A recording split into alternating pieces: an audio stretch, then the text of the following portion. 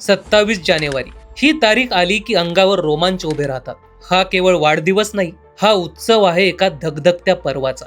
आज जयंती आहे आपल्या ठाण्याच्या वाघाची, आपल्या धर्मवीरांची. टेंबी नाक्याच्या त्या चौकात आजही एक दरारा जाणवतो. तो करारी आवाज ज्याने अन्यायाची त्रेधा तिरपीट उडवली. तो कपाळावरचा गडद भगवा टिळा जो निष्ठेचा पुरावा होता. साहेब आले की आभाळही झुकल्यासारखं वाटायचं. लोक म्हणायचे वाघ आलाय, पण त्या वाघाच्या नजरेत जितकी जरब होती तितकीच त्याच्या काळजात गरिबांसाठी अथांग मायेची माया होती. त्यांचं आनंद आश्रम म्हणजे केवळ 4 भिंतीचं ऑफिस नव्हतं, ती एक जिवंत शाळा होती माणुसकीची. तिथे न्याय मागितला जात नसे, तिथे न्याय दिला जायचा. सत्तेच्या खुर्चीपेक्षा जनतेच्या चटईवर बसणं ज्यांना अधिक मोलाचं वाटलं, तो माणूस म्हणजे दिघे साहेब. गणेशोत्सवाचा गुलाल असो, गरिबाच्या लग्नाची अक्षता असो वा कोणाची अंत्ययात्रा, साहेब म्हणजे प्रत्येक सुखदुःखात धावून येणारा आधार. त्यांनी वाट पाहणाऱ्या डोळ्यांना कधीच रिकामं ठेवलं नाही. साहेबांनी कार्यकर्त्यांच्या हातात केवळ झेंडा नाही दिला, तर त्या हातांना लोकांची सेवा करण्याची ताकद दिली.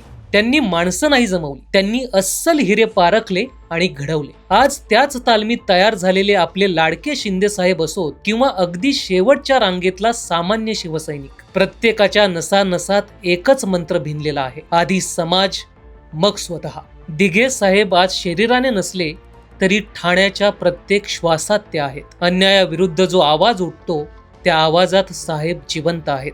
जोपर्यंत हा भगवा आहे तोपर्यंत दिघे साहेबांचं नाव आणि त्यांचा दरारा अढळ आहे. लोकनेते धर्मवीर आनंद दिघे साहेबांना जयंतीनिमित्त त्रिवार मानाचा मुजरा.